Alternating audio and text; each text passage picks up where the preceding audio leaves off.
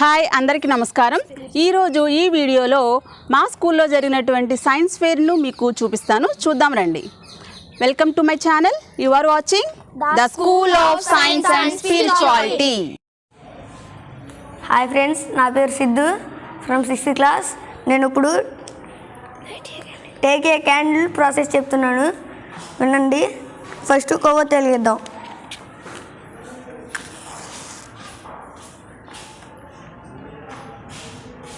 కొవ్వొత్తికి నిప్పు తగలకోకుండా మీరు వెలిగించగలరా? నేను వెలిగిస్తా, చూడండి. దీని ప్రాసెస్ ఏంటంటే, కొవ్వొత్తు ఆరిపోయగానే పొగ వస్తుంది కదా, ఆ పొగకి ఆ నిప్పు తీసుకెళ్ళి పెడితే ఆ పొగ ద్వారా ఆ నిప్పు మళ్ళీ వెలుగుతుంది.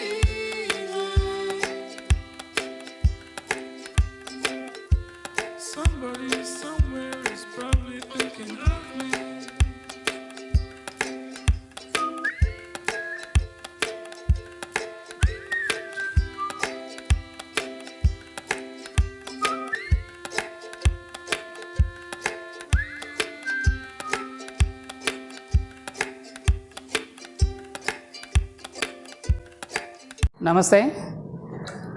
ప్రభుత్వం సైన్స్ ఎగ్జిబిషన్ కండక్ట్ చేయమని ఇచ్చిన సర్క్యులర్ ఆధారంగా మా పాఠశాల జెడ్పీహెచ్ఎస్ కోసూరులో సైన్స్ క్లబ్ సభ్యులందరూ కలిసి, అలానే స్కూల్లో ఉన్నటువంటి విద్యార్థులందరూ కలిసి వాళ్ళు చేసిన ఎగ్జిబిట్స్ని నిన్న 22వ తారీఖు నవంబర్ 22వ తారీఖున ఏర్పాటు చేసినటువంటి ఎగ్జిబిషన్లో కొన్నిటిని మీ అందరికీ తెలియజేయాలనే ఉద్దేశంతో మీ ముందుకు తీసుకురావడం జరిగింది.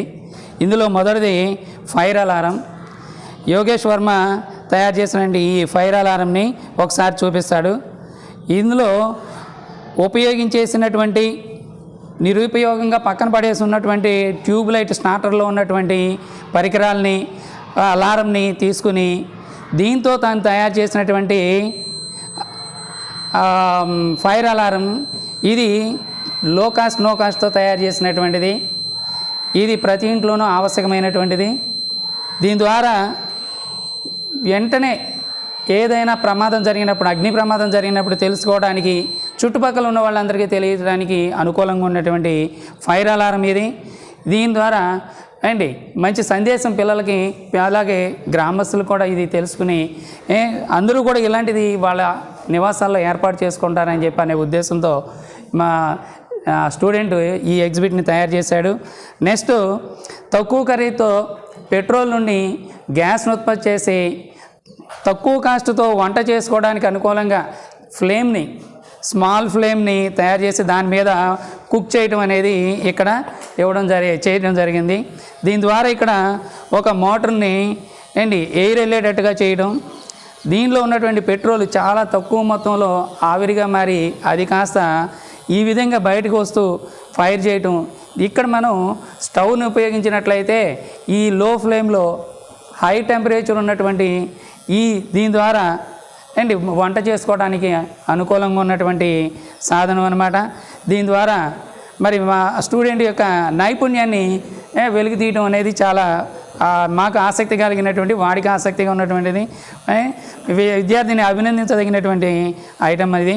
తర్వాత జితేంద్ర అనే ఈ విద్యార్థి వాటరు డ్రమ్లో మనం ఫిల్ చేసుకుంటూ ఉంటాము, వాటర్ ట్యాంక్లో. ఆ వాటరు మనం గమనించకుండా ఒక్కోసారి నిండిపోయి కారిపోతూ ఉంటుంది. అలా డ్రైన్ అవుతున్నటువంటి వాటర్ని అరికట్టడం కోసం ఏర్పాటు చేసినటువంటి ఇది సిగ్నల్ ఇచ్చేటువంటి, ఇది ఓవర్ డ్రైన్ అవుతుంది, ఓవర్ ఫిల్ అయినటువంటి డ్రమ్లోని వాటరు కారిపోతుందని సిగ్నల్ ఇస్తున్నటువంటిది. దీని ద్వారా ఇది ఈ డ్రమ్ములో వాటరు ఇది ఫిల్ అయిపోతే కిందకి డ్రైన్ అయిపోతుంది.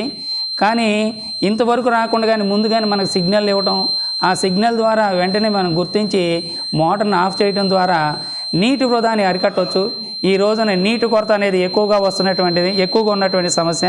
ఈ నీటి కొరతని అధిగమించడం కోసం మా విద్యార్థి తయారు చేసినటువంటి ఈ సిగ్నల్, దీని ద్వారా మరి ప్రతి ఇంట్లోనూ కూడా ఇలాంటిది మనం అరేంజ్ చేసుకుంటే ఇలా వాటర్ డ్రమ్లో ఉన్నటువంటి ట్యాంకులో ఉన్నటువంటి నీరు ఓవర్ఫ్లో అవ్వకుండా అరికట్టడానికి ఉపయోగకరంగా ఉంది. దీనికోసం ఉపయోగించినవన్నీ కూడా చాలా తక్కువ ఖరీదుతో ఉన్నటువంటి నో కాస్ట్ మెటీరియల్తో తయారు చేసినటువంటిది.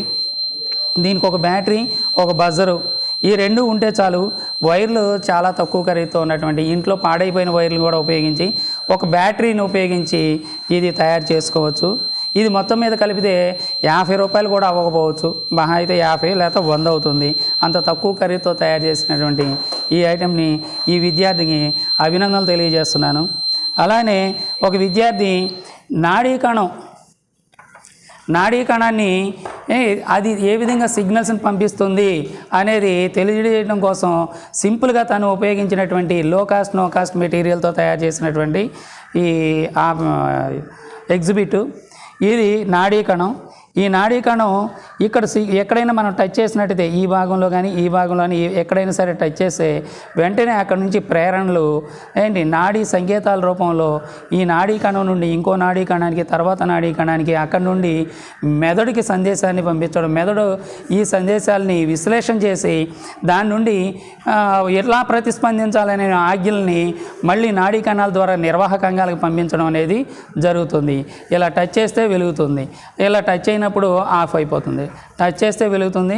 ఇలా ఈ స్పర్శను బట్టి ఈ నాడీ కణం ఎలా పనిచేస్తుంది, సిగ్నల్స్ ఎలా వస్తాయి అనేది తెలియజేయడం కోసం నో కాస్ట్ మెటీరియల్తో తయారు చేసినటువంటి ఎగ్జిబిట్ ఇది. దీని తర్వాత వచ్చేసరికి 8th క్లాసులో పిల్లలు వ్యవసాయం అనే పాఠానికి సంబంధించి ఒక చిన్న సాధనాన్ని, వ్యవసాయ పనిముట్లలో పూర్వకాలం మరి పశువుల కన్నా కూడా ముందుగా గుర్రాలను ఉపయోగించి నాగలు దున్నడానికి చేయడం అనేది జరిగింది.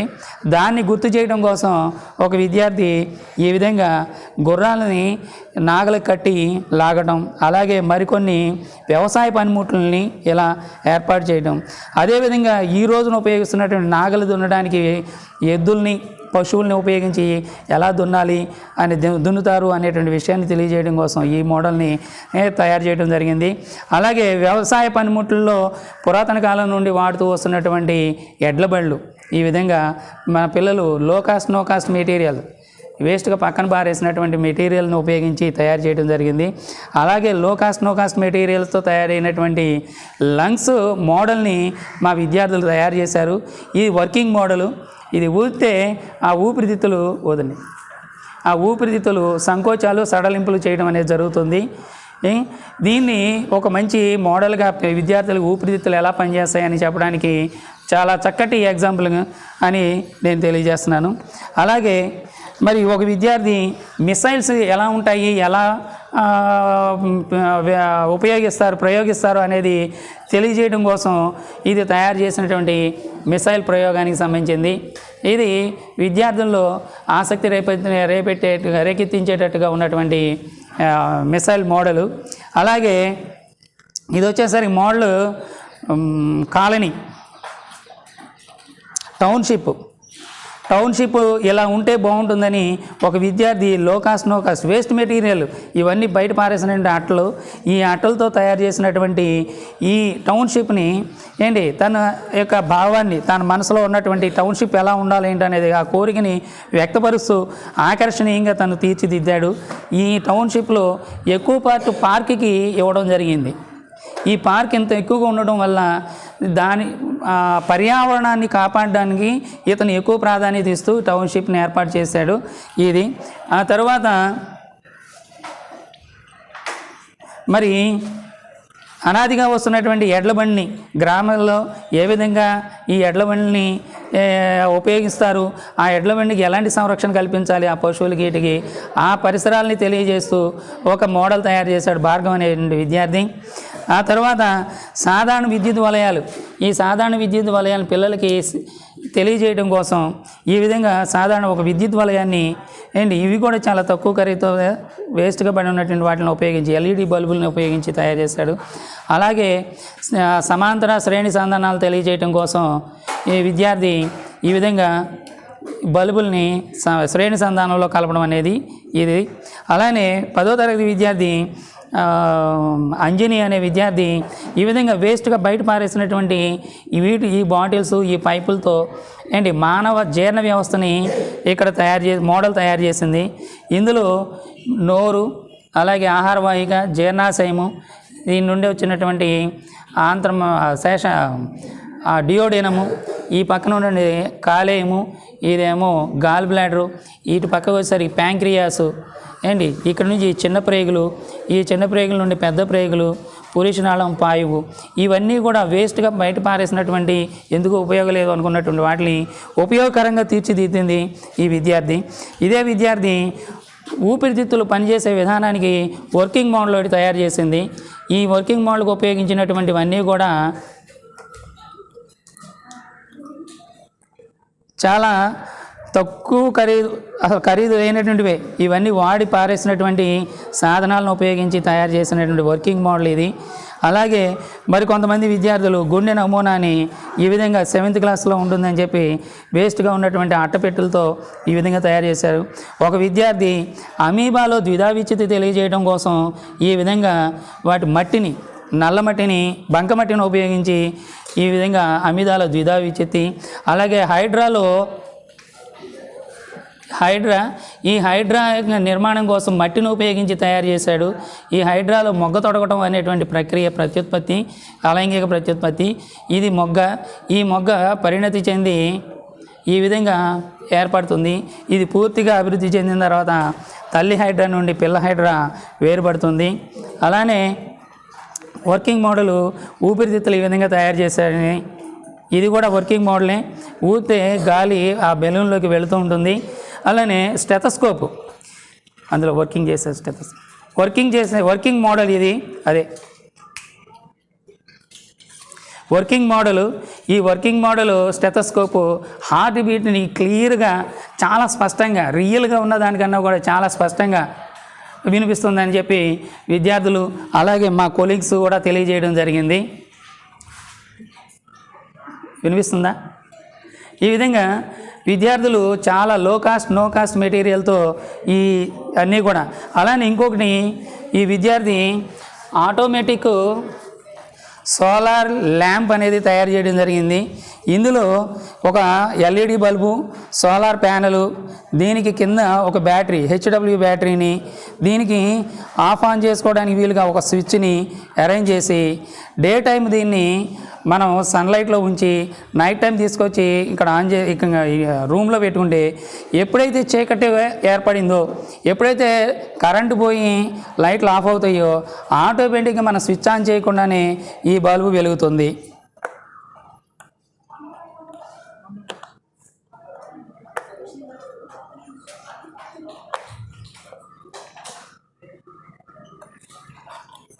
అదేవిధంగా మరి చాలామంది విద్యార్థులు ఈ విధమైన మోడల్స్ తయారు చేసి ప్రదర్శించడం అనేది జరిగింది. వీళ్ళందరికీ కూడా అభినందనలు తెలియజేస్తున్నాను. అలాగే ఒక విద్యార్థి ఒక చార్ట్ తయారు చేసి సూక్ష్మజీవ ప్రపంచం గురించి తెలియజేస్తూ, ఇది కొత్తగా వచ్చినటువంటి 8th క్లాస్ టెక్స్ట్ బుక్లో ఉన్నటువంటి పిక్చర్స్ అన్నమాట. ఈ పిక్చర్స్ అన్నిటినీ కూడా పిల్లలు కలర్ఫుల్గా తయారు చేసి ప్రదర్శించడం జరిగింది. ఇవి కాక ఇంకా కొన్ని ప్రదర్శనలు ఏర్పాటు చేయడం అనేది జరిగింది. Thank you one and all.